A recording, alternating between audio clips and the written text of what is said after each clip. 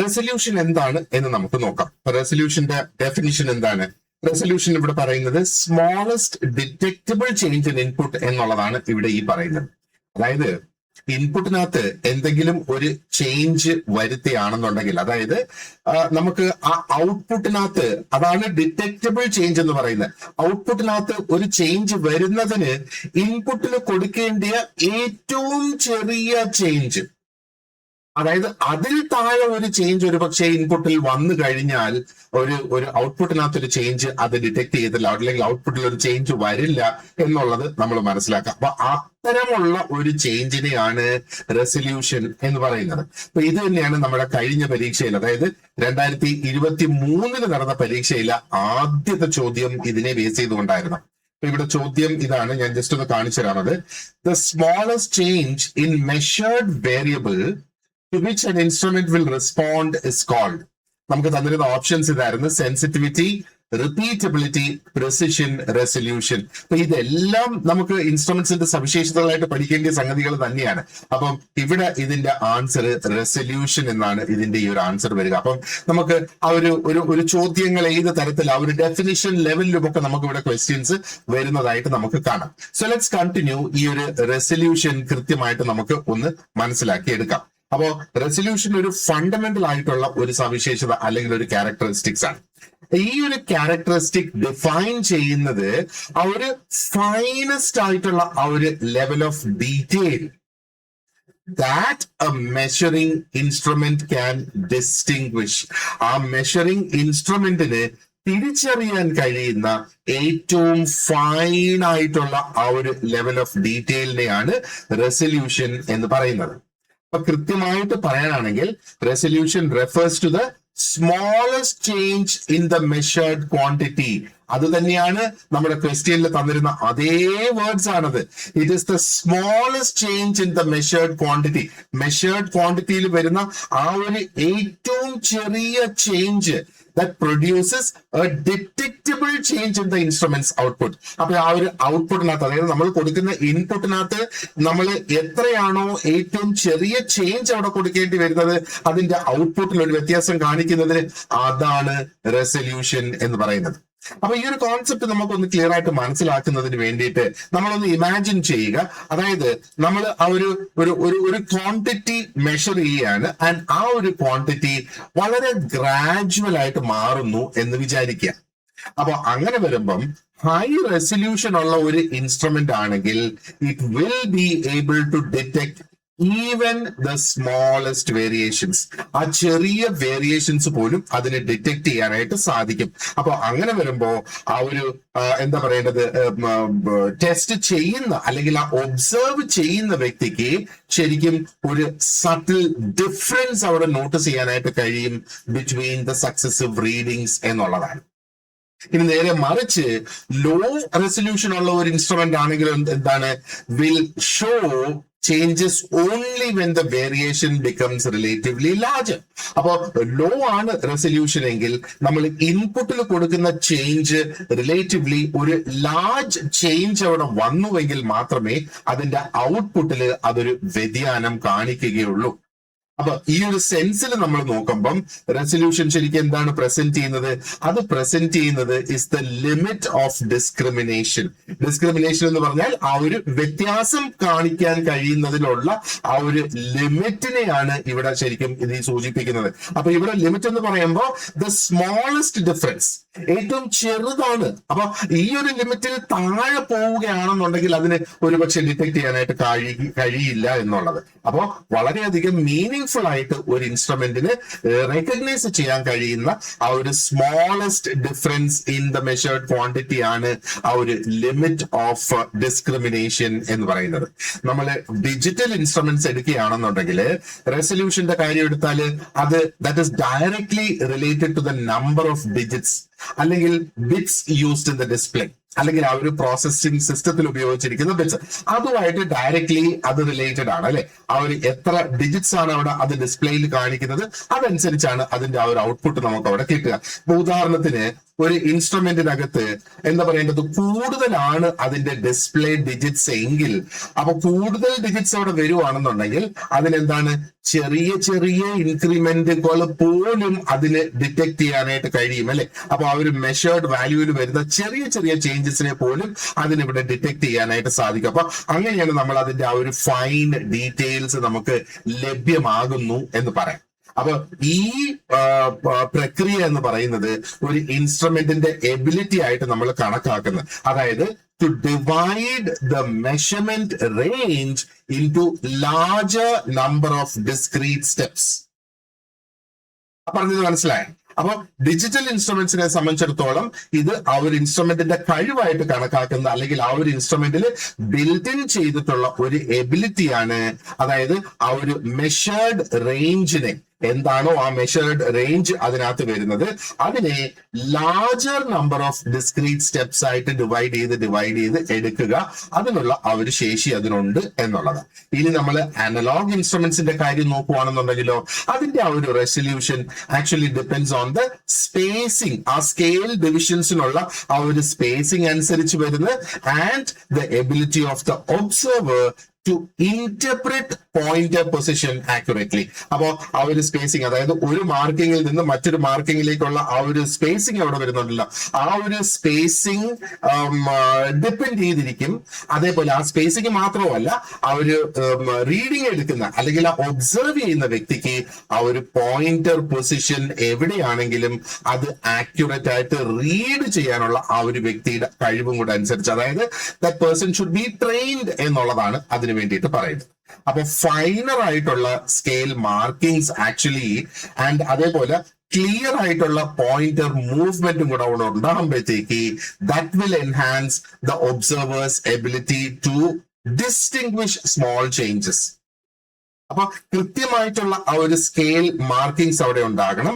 അതോടൊപ്പം ക്ലിയർ ആയിട്ടുള്ള ആ ഒരു പോയിന്റർ മൂവ്മെന്റും അവിടെ ഉണ്ടാകണം. ഇത് രണ്ടും ആ ഒരു ഇൻസ്ട്രുമെന്റിന്റെ എബിലിറ്റീസ് ആയിട്ട് അതിനകത്ത് ബിൽഡ് ആയി വരുവാണെന്നുണ്ടെങ്കിൽ ആ ഒരു ഒബ്സർവറിന്റെ എബിലിറ്റി, അതായത് ആ ചെറിയ ചേഞ്ചസ് മനസ്സിലാക്കാനുള്ള ആ ഒരു എബിലിറ്റി അവിടെ കൂടുതൽ വ്യക്തമായിട്ട് വരും എന്നുള്ളതാണ്. ഒരു പ്രാക്ടിക്കൽ ആയിട്ടുള്ള ഒരു പെർസ്പെക്റ്റീവിൽ നമ്മൾ നോക്കുകയാണെന്നുണ്ടെങ്കിൽ ഒരു ഹയർ റെസൊല്യൂഷൻ എപ്പോഴും അതിന്റെ ക്വാളിറ്റി ആൻഡ് ആ ഒരു മെഷർമെന്റിന്റെ യൂസ്ഫുൾനെസ്സിനെ എൻഹാൻസ് ചെയ്യും, അത് കൂട്ടിക്കൊണ്ടുവരും. കാരണം എന്താണ്, അത് ഫൈൻ ആയിട്ടുള്ള വേരിയേഷൻസ് അവിടെ അത് മെഷർ ചെയ്യാനായിട്ട് അതിന് സാധിക്കുന്നു എന്നുള്ളതാണ്. ഇത് വളരെ പ്രധാനപ്പെട്ടതാകും. പ്രത്യേകിച്ചും പ്രിസിഷൻ എഞ്ചിനീയറിംഗ് ഇത് വളരെ ഇമ്പോർട്ടന്റ് ആണ്. സയന്റിഫിക് എക്സ്പെരിമെന്റ്സിൽ ഡേറ്റ അനാലിസിസ് ഒക്കെ നടത്തുമ്പോഴത്തേക്ക് ഇത് വളരെ ഇമ്പോർട്ടന്റ് ആയിട്ട് വരും. കാരണം ഇവിടെ ചെറിയ ഡിഫറൻസസിന് പോലും വളരെ സിഗ്നിഫിക്കന്റ് ആയിട്ടുള്ള ഒരു മീനിങ് അവിടെ ഉണ്ടാകും. ഇനി ഇതിന്റെ ഒരു ഡീപ്പർ ലെവൽ അണ്ടർസ്റ്റാൻഡിങ് നമ്മൾ എടുക്കുകയാണെന്നുണ്ടെങ്കിലോ റെസൊല്യൂഷൻ എപ്പോഴും it will complement other characteristics like sensitivity, accuracy ഒക്കെ നമ്മൾ കഴിഞ്ഞ ക്ലാസ്സിൽ നമ്മൾ ഡിസ്കസ് ചെയ്തിട്ടുണ്ടായിരുന്നു അല്ലെ. അപ്പോ ഈ resolution goes hand in hand with sensitivity and accuracy. അതെങ്ങനെയാണ് സംഭവിക്കുന്നതെന്നും നമ്മൾ കഴിഞ്ഞ ക്ലാസ്സിൽ അത് ഡിസ്കസ് ചെയ്തിട്ടുണ്ട്. അപ്പോ ഒരു സൈഡിൽ നമുക്ക് കാണാം സെൻസിറ്റിവിറ്റി ആണ് ശരിക്കും ഡിറ്റർമിൻ ചെയ്യുന്നത് how strongly the instrument responds to change അല്ലെ. അത് റെസൊല്യൂഷൻ അല്ല, എത്ര സ്ട്രോങ് ആയിട്ട് അല്ലെങ്കിൽ എത്ര നന്നായിട്ട് ഒരു ഇൻസ്ട്രുമെന്റിന് ഒരു ചേഞ്ചിന് റെസ്പോണ്ട് ചെയ്യാൻ, അല്ലെങ്കിൽ ആ ഒരു ചേഞ്ച് സംഭവിച്ചിരിക്കുന്നു, അതിന്റെ ആ ഒരു ഇൻപുട്ടിൽ ഒരു ചേഞ്ച് സംഭവിച്ചിരിക്കുന്നു എന്നതിന് മനസ്സിലാക്കാനുള്ള കഴിവ് കൂടുതലാണെങ്കിൽ അത് വളരെ സെൻസിറ്റീവ് ആയിട്ടുള്ള ഒരു ഇൻസ്ട്രുമെന്റ് ആണെന്നാണ് നമ്മൾ പറയുക അല്ലെ. എന്നാ റെസൊല്യൂഷൻ ഡിഫൈൻ ചെയ്യുന്ന അല്ലെ ഡിറ്റർമിൻ ചെയ്യുന്ന എന്താണ്, how finely the change can be observed and interpreted. അപ്പൊ ആ ഒരു മെഷീനിന് ആ ഒരു ചേഞ്ച് എന്തുമാത്രം കൃത്യമായിട്ട് അതിന് ഒബ്സർവ് ചെയ്യാനായിട്ട് കഴിയുന്നു എന്നുള്ളതാണ് ശരിക്കും റെസൊല്യൂഷൻ എന്ന് നമ്മൾ മനസ്സിലാക്കുക. ഓക്കെ, അപ്പോ ഒരുമിച്ച് നമ്മൾ നോക്കുകയാണെന്നുണ്ടെങ്കിൽ ഈ ക്യാരക്ടറിസ്റ്റിക്സ് ഒക്കെ ഉറപ്പുവരുത്തുന്നത് ആ ഒരു മെഷറിംഗ് സിസ്റ്റം ശരിക്കും റെസ്പോൺസിവ്നെസ്സും ക്ലാരിറ്റിയും നൽകുന്നുണ്ട് എന്നുള്ളതാണ്. അപ്പൊ അങ്ങനെ വരുമ്പോഴത്തേക്ക് കുറെ കൂടെ അധികം കംപ്ലീറ്റ് ആയിട്ട് റിലയബിൾ ആയിട്ടുള്ള ഒരു അണ്ടർസ്റ്റാൻഡിങ് നമുക്ക് ലഭിക്കും of the physical quantity that is being measured. ഇനി അടുത്ത കോൺസെപ്റ്റ് നമുക്ക് നോക്കാനുള്ളത് ഇസ് റിപ്പീറ്റബിലിറ്റി. എന്താണ് റിപ്പീറ്റബിലിറ്റി എന്ന് പറയുമ്പോഴത്തേക്ക് ഇത് കൺസിസ്റ്റൻസി ഓവർ ഷോർട്ട് ടൈം, അതൊന്ന് same conditions and operator should be doing it and indicates short-term reliability. അപ്പൊ റിപ്പീറ്റബിലിറ്റിയെ കുറിച്ച് നമ്മൾ നേരത്തെ ഒന്ന് ചെറുതായിട്ട് ചർച്ച ചെയ്തിട്ടുണ്ടായിരുന്നു. രണ്ടാമത്തെ ക്ലാസ്സിലായിരുന്നു നമ്മൾ അത് ചർച്ച ചെയ്തിരുന്നത്. അപ്പൊ റിപ്പീറ്റബിലിറ്റിയെ കുറിച്ച് കുറച്ചും കൂടെ ഡീറ്റെയിൽഡ് ആയിട്ട് നമുക്ക് നോക്കാം. അപ്പോ വളരെയധികം എസെൻഷ്യൽ ആയിട്ടുള്ള ഒരു സവിശേഷതയാണ് റിപ്പീറ്റബിലിറ്റി എന്ന് പറയുന്നത്. ആൻഡ് ഈ റിപ്പീറ്റബിലിറ്റി ശരിക്കും, അല്ലെങ്കിൽ ആ ഒരു റിപ്പീറ്റബിലിറ്റി കൊണ്ട് നമ്മൾ ആ ഒരു സിസ്റ്റത്തിനെ കുറിച്ച് എന്താണ് ശരിക്കും മനസ്സിലാക്കുന്നത്, അതായത് എന്തുമാത്രം കൺസിസ്റ്റന്റ് ആയിട്ട്, അതായത് ഒരേപോലെയുള്ള റിസൾട്ട് ഈ ഒരു മെഷീനിന് തരാനായിട്ട് സാധിക്കും over A short duration under controlled conditions. അപ്പൊ ഇവിടെ കണ്ടീഷൻസ്, അതായത് ആ ഒരു മെഷീൻ പ്രവർത്തിക്കുന്ന, ആ ഒരു സിസ്റ്റം പ്രവർത്തിക്കുന്ന, അല്ലെങ്കിൽ അവിടെ നമ്മൾ ചെയ്യുന്ന ആ ഒരു ടെസ്റ്റ് അത് കൺട്രോൾഡ് ആയിട്ടുള്ള കണ്ടീഷൻസിലായിരിക്കണം. നമുക്കറിയാം ഒരുപാടധികം എൻവയോൺമെന്റൽ കണ്ടീഷൻസും ഇവിടെ നമുക്ക് കണക്കിലെടുക്കേണ്ടതായിട്ട് ഉണ്ട്. അപ്പൊ ശരിക്കും ഇതെന്താണ്, ability of an instrument to produce the same or closely similar readings when the same quantity is measured repeatedly. അപ്പോ നമ്മൾ മെഷർ ചെയ്യുന്ന ക്വാണ്ടിറ്റി സെയിം ആയിരിക്കും അല്ലെ, അതായത് ആ ഒരു ഇൻപുട്ട് ക്വാണ്ടിറ്റി സെയിം ആയിരിക്കും. ആ മെഷർ ചെയ്യുന്ന ക്വാണ്ടിറ്റി, സെയിം ക്വാണ്ടിറ്റിയെ വീണ്ടും വീണ്ടും നമ്മൾ മെഷർ ചെയ്യാണ്, അണ്ടർ ദ സെയിം കണ്ടീഷൻസ് നമ്മൾ മെഷർ ചെയ്യാണ്. അപ്പോ ആ ഒരു മെഷീൻ ഒന്നുകിൽ സിമിലർ ആയിട്ടുള്ള റിസൾട്ട്സ് ആയിരിക്കും തരിക, അല്ലെങ്കിൽ ആ ഒരു എന്താ പറയണ്ട വളരെ ക്ലോസ് ആയിട്ടുള്ള റിസൾട്ട്സ് ആയിരിക്കും. ചെറിയ വ്യത്യാസത്തോടു കൂടി വളരെ ക്ലോസ് ആയിട്ടുള്ള റിസൾട്ട്സ് ആയിരിക്കും നമുക്ക് കിട്ടുക. അപ്പോ ഇവിടെ നമ്മൾ ആ ഒരു മെഷർ ചെയ്യുന്ന മെത്തേഡ് സെയിം തന്നെ ആയിരിക്കണം, ആ ഒരു സിസ്റ്റം ഓപ്പറേറ്റ് ചെയ്യുന്ന വ്യക്തിയും സെയിം തന്നെ ആയിരിക്കണം, ആൻഡ് ഐഡന്റിക്കൽ ആയിട്ടുള്ള, അതായത് ഓരോ തവണയും ഇത് റിപ്പീറ്റ് ചെയ്യുമ്പം it should be done under the same എൻവയോൺമെന്റൽ കണ്ടീഷൻസ് എന്നുള്ളതാണ്. അപ്പൊ ഒരു ഇൻസ്ട്രുമെന്റ് ഒരു സ്ട്രോങ് റിപ്പീറ്റബിലിറ്റി ഡെമോൺസ്ട്രേറ്റ് ചെയ്യുകയാണ് എങ്കിൽ ആ ഒരു സക്സസീവ് ആയിട്ടുള്ള മെഷർമെന്റ്സ്, അതായത് ഒന്നിന് പുറമെ ഒന്നായിട്ട് നമ്മൾ ചെയ്യുന്ന ആ ഒരു measurements that will be very close together എന്നുള്ളതാണ്. അപ്പോ ഈ ഒരു കൺസിസ്റ്റൻസി, ഒരു കോൺഫിഡൻസ് നമുക്ക് തരികയാണ്.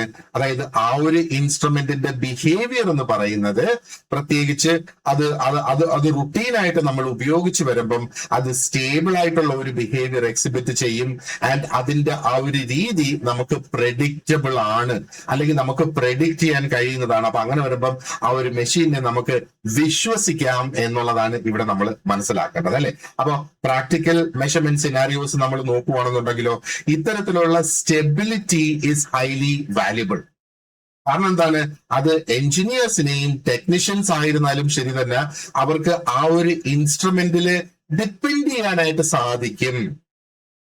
ആ ഒരു ഇൻസ്ട്രുമെന്റിനെ വിശ്വസിച്ച് അത് തരുന്ന റിസൾട്ട്സ് കൃത്യമാണ് എന്ന് നമുക്ക് ഡിപ്പെൻഡ് ചെയ്യാനായിട്ട് സാധിക്കും, എസ്പെഷ്യലി ഓവർ ഷോർട്ട് പീരിയഡ്സ് എന്നുള്ളതാണ്. ഇവിടെ ഒരു പ്രധാനപ്പെട്ട ഒരു കാര്യം നമ്മൾ ഓർത്തിരിക്കേണ്ടത്, അതായത് റിപ്പീറ്റബിലിറ്റി എപ്പോഴും ഫോക്കസ് ചെയ്യുന്നത് ഷോർട്ട് ടേം പെർഫോമൻസിനാണ്, ലോങ് ടേം പെർഫോമൻസിനല്ല. ഷോർട്ട് ടേം പെർഫോമൻസിനാണ് റിപ്പീറ്റബിലിറ്റിയുടെ ആ ഒരു പ്രാധാന്യം അവിടെ വരിക എന്ന്. അതായത് ഇതിന്റെ എംഫസിസ് എന്ന് പറയുന്നത് ആ ഒരു ലിമിറ്റഡ് ആയിട്ടുള്ള ഒരു ടൈം ഫ്രെയിമിനുള്ളിലാണ് ഈ കൺസിസ്റ്റന്റ് ആയിട്ടുള്ള റീഡിങ്സ് ഇത് പ്രൊഡ്യൂസ് ചെയ്യുക.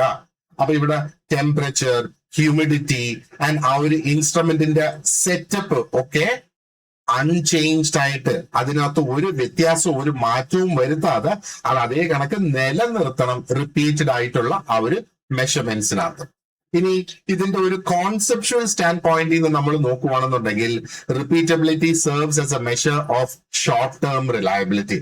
അപ്പൊ ഷോർട്ട് ടേം റിലയബിലിറ്റി ഇതിന് പോസിബിൾ ആണ് എന്നാണ് നമ്മൾ മനസ്സിലാക്കേണ്ടത്. ആൻഡ് മറ്റൊരു സംഗതിയും കൂടെ ഓർത്ത് വെച്ചേക്കുക, ഇവിടെ ഇൻപുട്ട് മാറത്തില്ല, ഇൻപുട്ട് സെയിം ആയിരിക്കും.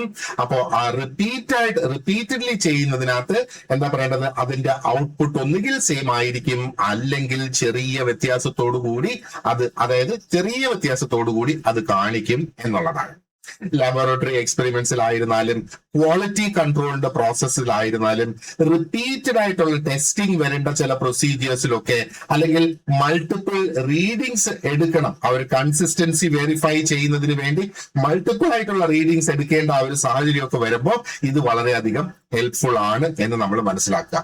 അപ്പൊ ഇത് നമുക്ക് വിഷ്വലൈസ് ചെയ്ത് ഓർത്ത് ചെയ്ത് വെക്കുന്നതിന് വേണ്ടിയിട്ട് നമ്മൾ ഒന്ന് ആലോചിക്കുക. അതായത് റിപ്പീറ്റബിലിറ്റി എന്ന് പറയുമ്പം it is to imagine performing the same measurement several times in quick succession. അതായത് റിപ്പീറ്റബിലിറ്റിയെ കുറിച്ച് നമ്മൾ ഇങ്ങനെ മനസ്സിൽ ഒരു ചിത്രം ഓർത്ത് വെച്ചിരുന്നാൽ മതി. അതായത് ആ ഒരു സെയിം മെഷർമെന്റ് തന്നെ പല തവണ സക്സസീവ് ആയിട്ട്, അതായത് ഒന്നിനു പുറമെ ഒന്നായിട്ട് ഒരു ഷോർട്ട് പീരിയഡിനുള്ളിൽ അത് ചെയ്യുന്നതായിട്ട് കണക്കാക്കുക എന്നുള്ളതാണ്. അപ്പോ അതിന്റെ റിസൾട്ട് എന്ന് പറയുന്നത്, അല്ലെങ്കിൽ അതിന്റെ ഔട്ട്പുട്ട് എന്ന് പറയുന്നത് വളരെ അടുത്തടുത്തടുത്തടുത്ത് നിൽക്കുന്ന റീഡിങ്സ് ആണെങ്കിൽ ആ ഒരു ഇൻസ്ട്രുമെന്റിന് സ്ട്രോങ് റിപ്പീറ്റബിലിറ്റി ഉണ്ട് എന്നാണ് അതിന്റെ ആ ഒരു അർത്ഥം. അപ്പൊ ഈ ക്ലോസ് ഗ്രൂപ്പിംഗ് എന്ന് ഞാൻ കഴിഞ്ഞ ക്ലാസ്സിലും ഈ ഒരു ടേം ഉപയോഗിച്ചിരുന്നു. അതായത് റിസൾട്ട് വലിയ വ്യതിയാനം ഇല്ലാതെ അടുത്തടുത്ത് നിൽക്കുന്നതാണ് ആ ഒരു ക്ലോസ് ഗ്രൂപ്പിംഗ് ഓഫ് റിസൾട്ട്സ് എന്ന് പറയുന്നത്. അപ്പൊ അതിന്റെ ഇൻഡിക്കേഷൻ ഇതാണ്, ആ ഒരു സിസ്റ്റം അതായത് ഒരു സ്റ്റേബിൾ ആയിട്ട് ഒരു കൺട്രോൾഡ് ആയിട്ടുള്ള ഒരു മാനറിൽ അത് പ്രവർത്തിക്കുന്നു എന്നുള്ളതാണ്. മനസ്സിലായില്ലേ? അപ്പോ ഈ രീതിയിൽ ഈ റിപ്പീറ്റബിലിറ്റി വളരെയധികം ക്രൂഷ്യൽ ആയിട്ടുള്ള ഒരു ലിങ്ക് ആവുകയാണ് between precision and practical usability. നമ്മൾ നോക്കുവാണെന്നുണ്ടെങ്കിൽ ഒന്ന് ആ ഒരു പ്രാക്ടിക്കൽ യൂസിൽ നമുക്ക് പ്രിസിഷനും അവിടെ വേണം എന്നുള്ളതാണ് അല്ലേ. അപ്പൊ ഇവിടെ എന്താ പറയേണ്ടത്, ആ ഒരു ഇൻസ്ട്രുമെന്റ് കൺസിസ്റ്റന്റ് ആയിട്ട് നമുക്ക് ആവശ്യമുള്ള രീതിയിൽ, കൃത്യമായിട്ടുള്ള രീതിയിൽ അത് പ്രവർത്തിക്കുന്നു എന്ന് ഉറപ്പുവരുത്തുന്നതിന് വേണ്ടിയിട്ടാണ് ഈ ഒരു റിപ്പീറ്റബിലിറ്റി നമ്മൾ യൂസ് ചെയ്യുന്നത്. ഇനി അടുത്തത് നമുക്ക് നോക്കാനുള്ള കോൺസെപ്റ്റ് എന്ന് പറയുന്നത് ഇസ് റീപ്രൊഡ്യൂസിബിലിറ്റി. നോക്ക്, റിപ്പീറ്റബിലിറ്റി, റീപ്രൊഡ്യൂസിബിലിറ്റി. ഈ റീപ്രൊഡ്യൂസ് എന്ന് പറഞ്ഞാൽ ആ ആദ്യം ചെയ്തത് വീണ്ടും ചെയ്യുക എന്നുള്ളതല്ലേ, അത് തന്നെയല്ലേ റിപ്പീറ്റ് എന്നും പറയുമ്പോഴത്തേക്ക്. അപ്പൊ നമുക്ക് നോക്കാം ഇതിനകത്ത് എന്തെങ്കിലും വ്യത്യാസമുണ്ടോ ഈ രണ്ട് കോൺസെപ്റ്റ്സും തങ്ങളിൽ എന്ന് നമുക്ക് നോക്കാം. അപ്പൊ എന്താണ് reproducibility? Consistency under changed conditions. Repeatability എന്താണ്? Consistency under unchanged conditions. അതാണ് ഈ ഒരു റിപ്പീറ്റബിലിറ്റി എന്ന് പറയുമ്പോഴത്തേക്ക് കണ്ടീഷൻസ് സെയിം ആയിരിക്കും, ഓപ്പറേറ്റർ സെയിം ആയിരിക്കും, ടെമ്പറേച്ചർ പോലെയൊക്കെയുള്ള സംഗതികൾ, ഹ്യൂമിഡിറ്റി അതൊക്കെ സെയിം ആയിരിക്കും. റീപ്രൊഡ്യൂസിബിലിറ്റി എന്ന് പറയുമ്പോഴത്തേക്ക് ഈ കണ്ടീഷൻസ് മാറാം. അതാണ് ഇവിടുത്തെ പ്രധാന ഡിഫറൻസ് എന്ന് പറയുന്നത് അല്ലെ. അപ്പോ ഇറ്റ്സ് എ ഡിഫറെന്റ് ടൈം, ഒരു ഡിഫറെന്റ് എൻവയൺമെന്റ്, ഇനി അതും അല്ലെങ്കിൽ മറ്റൊരു ഓപ്പറേറ്റർ ആയിരിക്കും ചെയ്യുക. അതിനെയാണ് ഒരു ലോങ് ടേം റിലയബിലിറ്റി. ഇവിടെ ഇത് ഷോർട്ട് ടേം റിലയബിലിറ്റിക്കാണ് റിപ്പീറ്റബിലിറ്റി ഉപയോഗിക്കുന്നതെങ്കിൽ ഇവിടെ റീപ്രൊഡ്യൂസിബിലിറ്റി ഒരു ലോങ് ടേം റിലയബിലിറ്റി കൊണ്ടുവരുന്നു എന്നുള്ളതാണ്. അപ്പോ ഈ റീപ്രൊഡ്യൂസിബിലിറ്റി എന്ന ഈ ടേം തന്നെ നമ്മൾ ഇവിടെ ഉപയോഗിക്കുമ്പോഴത്തേക്ക് it is extending the idea of consistency beyond controlled conditions. ആ കൺട്രോൾഡ് കണ്ടീഷൻസിന് അപ്പുറത്തേക്കും നമുക്ക് ഈ ഒരു റീപ്രൊഡ്യൂസിബിലിറ്റി, അതായത് കൺസിസ്റ്റന്റ് ആയിട്ട് ഒരേപോലെ പ്രവർത്തിക്കുക എന്നുള്ള ആ ഒരു ഐഡിയനെ ഒന്നും കൂടെ എക്സ്റ്റെൻഡ് ചെയ്ത് കൊണ്ടുപോവുകയാണ്. കൺട്രോൾഡ് കണ്ടീഷൻസ് അല്ല എങ്കിൽ പോലും നമുക്കത് ഒരേപോലത്തെ റിസൾട്ട്സ് കിട്ടുക എന്നുള്ളത്. So this will allow us to evaluate how the instrument performs in a more realistic and varied situations. നോക്ക്, ഒരു ഈ റിപ്പീറ്റബിലിറ്റി ഒരുപക്ഷെ ഒരു റിയലിസ്റ്റിക് ആയിട്ടുള്ള ഒരു സിറ്റുവേഷനിൽ നമുക്കിത് ഉപയോഗിക്കുക, അതിന്റെ ഉപയോഗങ്ങൾ വളരെ ലിമിറ്റഡ് ആണെന്ന് വേണമെങ്കിൽ നമുക്ക് പറയാം.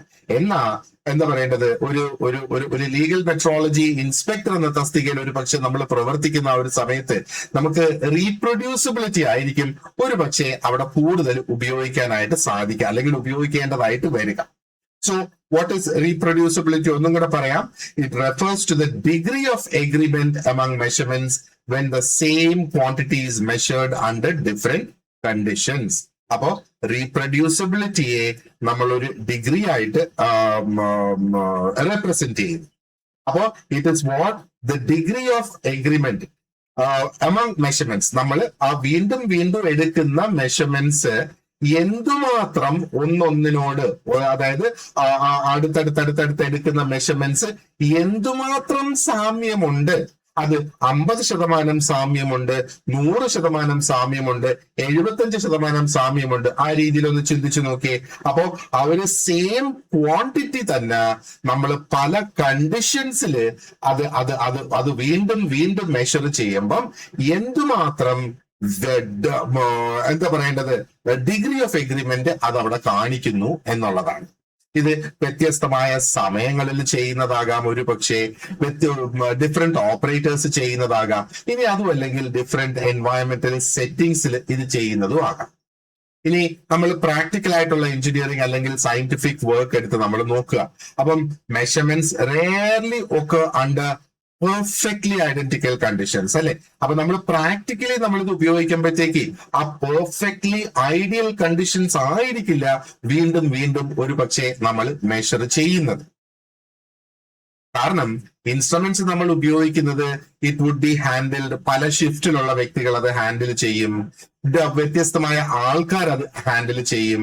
ആൻഡ് എന്താ പറയേണ്ടത്, അത് ഉപയോഗിക്കുന്ന ആ ഒരു എൻവയൺമെന്റ് എന്ന് പറയുന്ന ഒരു പക്ഷെ ആദ്യം ഉപയോഗിച്ച ആ ഒരു ടെമ്പറേച്ചറിലായിരിക്കില്ല അത് അടുത്ത സമയത്ത് അത് ഉപയോഗിക്കുന്നത്. ഹ്യൂമിഡിറ്റി ലെവൽസിനകത്ത് അവിടെ ഡിഫറൻസ് വരാം. ഇനി അതും അല്ലെങ്കിൽ ഒരുപാടധികം എക്സ്റ്റേണൽ ഫാക്ടേഴ്സിന് ഇവിടെ ചേഞ്ചസ് വരാം എന്നുള്ളതാണ്. അപ്പോ reproducibility captures how well an instrument maintains consistency across these variations. അപ്പൊ ഈ ഒരു എൻവയറമെന്റൽ കണ്ടീഷൻസിൽ വരുന്ന വേരിയേഷൻസ്, ആ ഒരു വ്യതിയാനങ്ങളൊക്കെ കണക്കിൽ എടുത്തുകൊണ്ട് എങ്ങനെ അതിന് കൺസിസ്റ്റൻസി മെയിൻറ്റെയിൻ ചെയ്യാൻ സാധിക്കുന്നു എന്നുള്ളതാണ് ആ ഒരു റീപ്രൊഡ്യൂസിബിലിറ്റി എന്ന് പറയുന്നത്. ഒരു ഇൻസ്ട്രുമെന്റിന് ഒരു സ്ട്രോങ് റീപ്രൊഡ്യൂസിബിലിറ്റി ഉണ്ട് എന്ന് നമ്മൾ പറയുവാണെന്നുണ്ടെങ്കിൽ അതിന്റെ റിസൾട്ട് എങ്ങനെയായിരിക്കണം? The result should be closely aligned അല്ലെ. ആ പല കണ്ടീഷൻസിൽ നമ്മൾ എടുക്കുന്ന ആ റിസൾട്ട്സ് അടുത്തടുത്ത് നിൽക്കണം എന്നുള്ളതാണ്. അപ്പോഴാണ് ആ ഒരു സ്ട്രോങ് റീപ്രൊഡ്യൂസിബിലിറ്റി ആ ഒരു ഇൻസ്ട്രുമെന്റിന് ഉണ്ട് എന്ന് നമുക്ക് പറയാം. അപ്പോ എന്താ പറയേണ്ടത്, ഈ ഒരു സവിശേഷത, ഈ സ്ട്രോങ് ആയിട്ടുള്ള റീപ്രൊഡ്യൂസിബിലിറ്റി ഉള്ള ഇൻസ്ട്രുമെന്റ്സ് ആണെങ്കിൽ അത് ലോങ് ടേം റിലയബിലിറ്റിയും സ്റ്റെബിലിറ്റിയും അതിന് കൂടുതലാണ് എന്നുള്ളതാണ് മറ്റൊരു സംഗതി നമ്മൾ മനസ്സിലാക്കേണ്ടത്.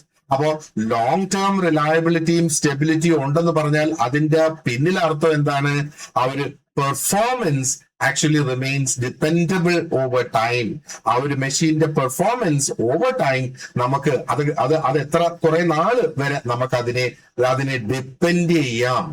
പല സിനാരിയോസിൽ നമ്മൾ അത് ഉപയോഗിച്ചാലും അതിനെ നമുക്ക് ഡിപ്പെൻഡ് ചെയ്യാം എന്നുള്ളതാണ് അല്ലേ. അപ്പോ റിപ്പീറ്റബിലിറ്റി അല്ല, റീപ്രൊഡ്യൂസിബിലിറ്റി. അപ്പൊ നമ്മൾ റീപ്രൊഡ്യൂസിബിലിറ്റിയെ നമ്മൾ ഈ ഒരു രീതിയിൽ വീക്ഷിച്ചാൽ മതി. നമുക്ക് റിപ്പീറ്റബിലിറ്റി ഉണ്ടല്ലോ, അപ്പൊ റിപ്പീറ്റബിലിറ്റിയുടെ കുറെ കൂടെ ഒരു ബ്രോഡർ ആയിട്ടുള്ള ഒരു എക്സ്റ്റൻഷൻ ആണ് റീപ്രൊഡ്യൂസിബിലിറ്റി എന്ന് പറയുന്നത്. നമുക്കിപ്പോ ഓൾറെഡി നമ്മൾ കഴിഞ്ഞ സ്ലൈഡിൽ ഡിസ്കസ് ചെയ്തതാണ്. റിപ്പീറ്റബിലിറ്റി എന്ന് പറയുമ്പോഴത്തേക്ക് അവിടെ ഫോക്കസ് ചെയ്യുന്നത് കൺസിസ്റ്റൻസി അണ്ടർ ഐഡന്റിക്കൽ കണ്ടീഷൻസ്. ഈ ഒരു വ്യത്യാസം ഓർത്ത് വെച്ചോളുക. ഐഡന്റിക്കൽ കണ്ടീഷൻസ് ആണ്, over A short period of time ആണ്, അവിടെ എല്ലാം സെയിം ആയിരിക്കണം. അതാണ് റിപ്പീറ്റബിലിറ്റി. റീപ്രൊഡ്യൂസിബിലിറ്റി എന്ന് പറയുമ്പോഴത്തേക്ക് എന്താണ്? ആ ഒരു consistency across changing conditions for longer periods. അപ്പൊ ഇവിടെ ചേഞ്ച് ആകാതിരിക്കുന്ന എന്താണ്? ആ ഒരു മെഷേർഡ് ക്വാണ്ടിറ്റി മാത്രമേ ഉള്ളൂ ഇവിടെ ചേഞ്ച് ആകാതിരിക്കുന്നത്. അതാണ് റീപ്രൊഡ്യൂസിബിലിറ്റി എന്ന് പറയുന്നത്. അപ്പോ റിപ്പീറ്റബിലിറ്റി, റീപ്രൊഡ്യൂസിബിലിറ്റി ഒന്നിച്ച് നമ്മൾ നോക്കുവാണെന്നുണ്ടെങ്കിൽ it gives us a complete understanding of how reliable an instrument could be. ആ ഒരു ഇൻസ്ട്രുമെന്റിന്റെ റിലയബിലിറ്റി തന്നെയാണ് ഈ രണ്ട് സവിശേഷതകളും കാണിക്കുന്നത്. ആ ഒരു പ്രാക്ടിക്കൽ സ്റ്റാൻഡ് പോയിന്റിൽ നമ്മൾ നോക്കുവാണെന്നുണ്ടെങ്കിൽ റീപ്രൊഡ്യൂസിബിലിറ്റി എന്തുകൊണ്ടാണ് ഇവിടെ പ്രധാനപ്പെട്ടതായിട്ട് വരുന്നത്? വീണ്ടും ക്വാളിറ്റി കൺട്രോളിൽ നമ്മൾ നോക്കുകയാണെന്നുണ്ടെങ്കിൽ, ആ ഒരു ഇൻഡസ്ട്രിയൽ മെഷർമെന്റ്സിൽ നമ്മൾ നോക്കുവാണെന്നുണ്ടെങ്കിൽ, കൊളാബറേറ്റീവ് ആയിട്ടുള്ള റിസർച്ച് നടത്തുന്ന ആ ഒരു സമയത്ത് നോക്ക്, കൊളാബറേറ്റീവ് ആയിട്ടുള്ള റിസർച്ച് എന്ന് പറയുമ്പോൾ പല ആൾക്കാർ കൂടി ചേർന്ന് നടത്തുന്ന ഒരു റിസർച്ച് ആണ് അല്ലേ, കൊളാബറേറ്റീവ് ആയിട്ട് നടത്തുന്ന റിസർച്ച്. അപ്പൊ ഈ സെയിം എക്സ്പെരിമെന്റ്സ് അല്ലെങ്കിൽ ഈ സെയിം ആയിട്ടുള്ള മെഷർമെന്റ്സ് തന്നെ ചിലപ്പം പല വ്യക്തികൾക്ക് പല സമയത്ത് പല കണ്ടീഷൻസിൽ ചെയ്യേണ്ടതായിട്ട് വരും. അപ്പോ നമുക്ക് അവിടെ കൺസിസ്റ്റൻസി കിട്ടണം എന്നുള്ളതാണ്. റീപ്രൊഡ്യൂസിബിലിറ്റി ഒരു ഹൈ ഡിഗ്രി ആണ് എങ്കിൽ നമുക്ക് ഉറപ്പിക്കാം അതിന്റെ measurements will be consistent and comparable എന്നുള്ള സംഗതി നമുക്കത് ഉറപ്പിക്കാം. അപ്പൊ ഇവിടെ എപ്പോ നടത്തി, എവിടെ നടത്തി, ആര് നടത്തി, എങ്ങനെ നടത്തി, ഇതൊന്നും നമ്മൾ ഇവിടെ കണക്കിലെടുക്കേണ്ടതായിട്ട് ഇല്ല. അപ്പൊ ഈ ഒരു രീതിയിൽ നമ്മൾ നോക്കുവാണെന്നുണ്ടെങ്കിൽ reproducibility actually serves as a key indicator of the robustness of a measuring instrument. ആ ഒരു മെഷറിംഗ് ഇൻസ്ട്രുമെന്റ് എന്തുമാത്രം സ്ട്രോങ് ആയിട്ടുള്ളത്, എന്തുമാത്രം റിലയബിൾ ആയിട്ടുള്ള ഒന്നാണ് എന്ന് ആ ഒരു റീപ്രൊഡ്യൂസിബിലിറ്റി ചെക്ക് ചെയ്യുമ്പോൾ നമുക്കത് മനസ്സിലാക്കാനായിട്ട് സാധിക്കും എന്നുള്ളതാണ്. അപ്പൊ ആ ഒരു മെഷീന് എന്താ പറയേണ്ടത്, റിലയബിൾ ആയിട്ടുള്ള, മീനിങ് ആയിട്ടുള്ള, അർത്ഥവത്തായിട്ടുള്ള റിസൾട്ട്സ് അതിന് പ്രൊഡ്യൂസ് ചെയ്യാനായിട്ട് കഴിയും across different conditions across the world എന്ന് വേണമെങ്കിൽ നമുക്ക് പറയാം. റൈറ്റ്. ഇനി അടുത്ത ഒരു കോൺസെപ്റ്റ് നമുക്ക് ഡിസ്കസ് ചെയ്യാനുള്ളത് ഇസ് ലീനിയാരിറ്റി. ലീനിയാരിറ്റി. അപ്പൊ ഇതെന്താ പറയുന്നത്? Output proportional to input. Okay, അപ്പൊ output is always proportional to input എന്ന് ഇവിടെ പറയുന്നത്. Straight line input output relationship, അതാണ് ലീനിയർ എന്ന് പറയുന്നത്. ഒരു സ്ട്രെയിറ്റ് ലൈനിൽ സഞ്ചരിക്കും, അതിന്റെ ഇൻപുട്ട് ഔട്ട്പുട്ട് റിലേഷൻഷിപ്പ് എപ്പോഴും ഒരു സ്ട്രെയിറ്റ് ലൈനിലായിരിക്കും. And it simplifies calibration and interpretation. അപ്പൊ ഇത് ലീനിയർ ആണെങ്കിൽ ഇപ്പോ എന്താ പറയേണ്ടത്, ഡയറക്ട്ലി പ്രൊപ്പോർഷണൽ എന്നൊക്കെ പറയുമ്പോഴത്തേക്ക് അവിടെ നമുക്ക് കാൽക്കുലേഷൻസ് കുറച്ച് ഈസി ആയിട്ട് വരും എന്നുള്ളതും കൂടെ നമുക്ക് ഇതിനകത്തുനിന്ന് മനസ്സിലാക്കാം. So let us see. ഇത് വീണ്ടും ഫണ്ടമെന്റൽ ആയിട്ടുള്ള ഒരു ക്യാരക്ടറിസ്റ്റിക്സ് തന്നെയാണ്. ആൻഡ് ഈ ക്യാരക്ടറിസ്റ്റിക് ഡിഫൈൻ ചെയ്യുന്നത് എന്താണ്? How faithfully A measuring instrument represents the relation between input and output. ഈ ഇൻപുട്ടും ഔട്ട്പുട്ടും തങ്ങളിലുള്ള ആ ഒരു ബന്ധം എന്തുമാത്രം കൃത്യമായിട്ട് അതിന് കാണിക്കാനായിട്ട് സാധിക്കും, റെപ്രസെന്റ് ചെയ്യാനായിട്ട് സാധിക്കും എന്നുള്ളതാണ്. നമ്മൾ സിമ്പിൾ ആയിട്ടുള്ള ടേംസിൽ നോക്കുവാണെന്നുണ്ടെങ്കിൽ ഒരു ഇൻസ്ട്രുമെന്റ് ലീനിയർ ആണ് എന്ന് നമ്മൾ പറഞ്ഞാൽ, ഇവിടെ ലീനിയാരിറ്റി ആണ് നമ്മൾ നോക്കുന്നത് അല്ലെ.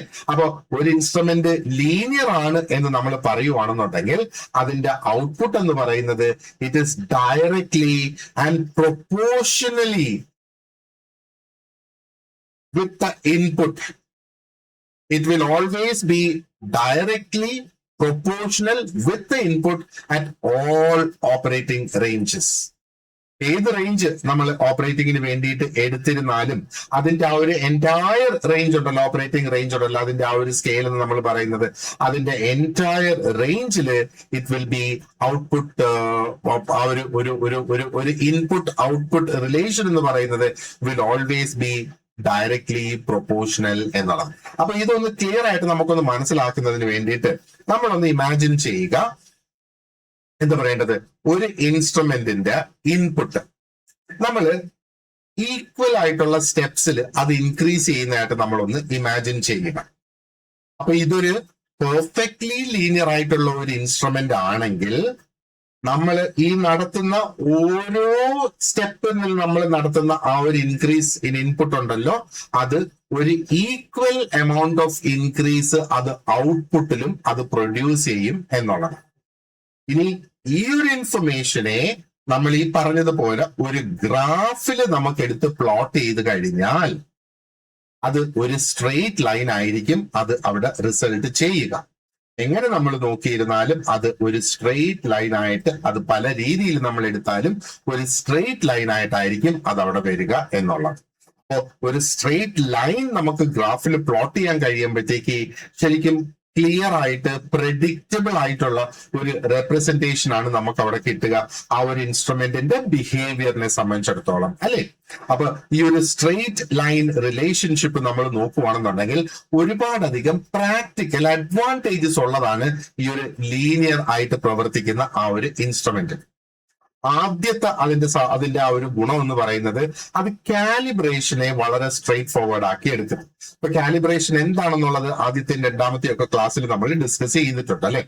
കാരണം ഇതിന്റെ കാലിബ്രേഷന് വളരെ കുറച്ച് റെഫറൻസ് പോയിന്റ്സേ നമുക്ക് ആവശ്യമായിട്ടുള്ളൂ ആ ഒരു എൻറ്റയർ ഇൻപുട്ട് ഔട്ട്പുട്ട് റിലേഷൻഷിപ്പ് നമുക്ക് പ്ലോട്ട് ചെയ്യുന്നതിന്. കാരണം എന്താ, അത് എപ്പോഴും ഒരു സ്ട്രെയിറ്റ് ലൈൻ ആയിട്ട് തന്നെ അങ്ങ് പോവേ. നമുക്കറിയാം മിനിമം 2 പോയിന്റ്സ് നമുക്ക് പ്ലോട്ട് ചെയ്താൽ തന്നെ മതി ആ ഒരു സ്ട്രെയിറ്റ് ലൈനിനെ നമുക്ക് എക്സ്റ്റെൻഡ് ചെയ്യാനായിട്ട് സാധിക്കും. അപ്പോൾ റെഫറിംഗ് പോയിന്റ്സ് വളരെ കുറച്ചേ ഇവിടെ ആവശ്യമായിട്ട് വരുന്നുള്ളൂ ആ ഒരു കാലിബ്രേഷൻ നമുക്ക് ഉറപ്പുവരുത്തുന്നതിന് വേണ്ടിയിട്ട്. അപ്പോ ഒരിക്കൽ നമ്മൾ ഈ പോയിന്റ്സ് ഐഡന്റിഫൈ ചെയ്ത് കഴിഞ്ഞാൽ ഈ ഒരു ഇൻസ്ട്രുമെന്റിന്റെ ബിഹേവിയർ, അതിന്റെ ആ ഒരു എൻറ്റയർ റേഞ്ചില് ഈ ഒരു ഇൻസ്ട്രുമെന്റിന്റെ ബിഹേവിയർ നമുക്ക് ഈസി ആയിട്ട് പ്രെഡിക്റ്റ് ചെയ്യാം, ഈസി ആയിട്ട് നമുക്ക് അതിനെ ഇന്റർപ്രറ്റ് ചെയ്യാം, അല്ലെങ്കിൽ അതിനെ ഇൻഫർ ചെയ്യാം എന്നുള്ളതാണ്. ഇനി രണ്ടാമതെന്ന് പറയുന്നത് ഈ ഒരു ലീനിയാരിറ്റി ഉള്ളത് കൊണ്ട് അത് ആ ഒരു റീഡിങ്സിനെ മനസ്സിലാക്കുക അല്ലെങ്കിൽ റീഡിങ്സിനെ ഇന്റർപ്രറ്റ് ചെയ്യുക എന്നുള്ളത് കുറെ കൂടെ ഈസി ആക്കി വരും എന്നുള്ളതാണ്. അതും അഗെയിൻ ഈ ഒരു ലീനിയർ ആയിട്ടുള്ള റെപ്രസെന്റേഷൻ അവിടെ പോസിബിൾ ആണ്. മാത്രമല്ല നമ്മൾ തുടക്കത്തിൽ പറഞ്ഞ് ഔട്ട്പുട്ട് പ്രൊപ്പോർഷണൽ ടു ഇൻപുട്ട് എന്ന് നമ്മൾ അവിടെ പറഞ്ഞു.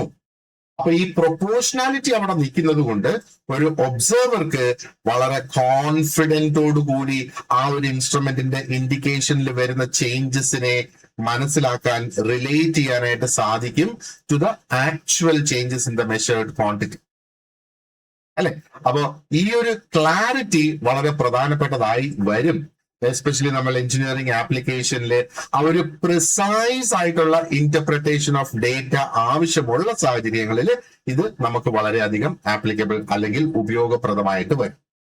ഇനി മൂന്നാമതൊന്ന്, ഈ ലീനിയാരിറ്റി എന്ന് പറയുന്നത് it also supports mathematical analysis. Mathematical analysis കുറെ കൂടെ ഈസി ആകുന്നു എന്ന് വേണമെങ്കിൽ നമുക്ക് പറയാം. അപ്പോൾ ഒരുപാടധികം എഞ്ചിനീയറിംഗ് കാൽക്കുലേഷൻസ് നമ്മൾ എടുക്കുകയാണെന്നുണ്ടെങ്കിൽ അത് ലീനിയർ റിലേഷൻഷിപ്സ് അസ്യൂം ചെയ്യുന്ന എഞ്ചിനീയറിംഗ് കാൽക്കുലേഷൻസ് ഒത്തിരി അധികം ഉണ്ട്.